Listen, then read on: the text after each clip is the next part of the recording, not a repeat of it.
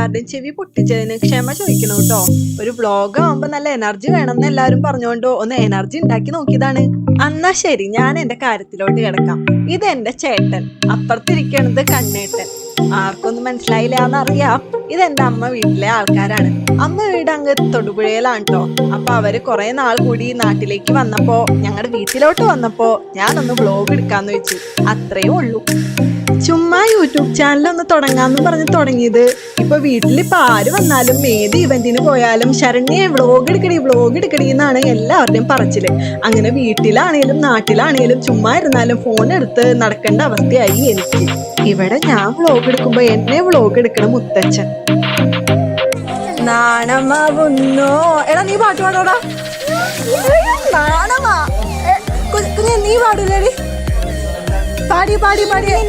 ആ, Illuminati. Okay okay.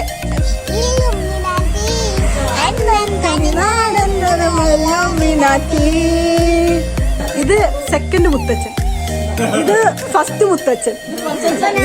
ഇനി വേറെ കൊച്ചച്ഛൻ പോണാണ്. കൊച്ചച്ഛനെ കാണിച്ചു തരാം. ഇതാണ് എന്റെ ഉണ്ണിക്കൊച്ചച്ഛൻ.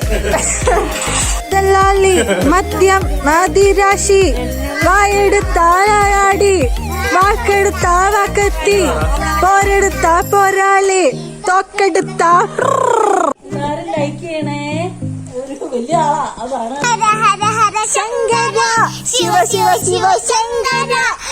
ഞങ്ങള് ബോയ്സിന് ചലഞ്ച് ചെയ്യാണ്. ഞങ്ങള് ഇവിടെ ഗേൾസ് ആണ് വിൻ ചെയ്തോണ്ടിരിക്കണേ.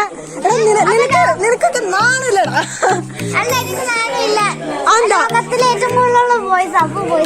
പിന്നെ ഏറ്റവും കൂടുതലുള്ള ബോയ്സ് നിന്നോടാണ് പറഞ്ഞത്.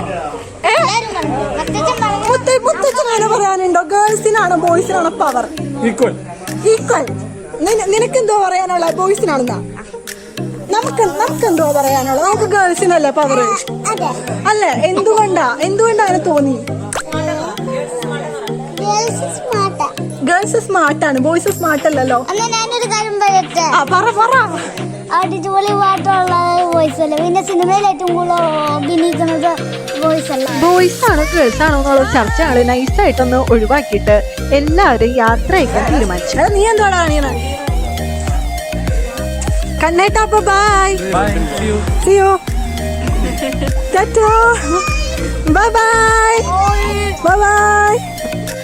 അപ്പൊ ഞങ്ങൾക്ക് പറയാനുള്ളതെന്ന് വെച്ച് കഴിഞ്ഞാ സബ്സ്ക്രൈബ് ചെയ്യണം, ലൈക്ക് ചെയ്യണം, കമന്റ് ചെയ്യണം.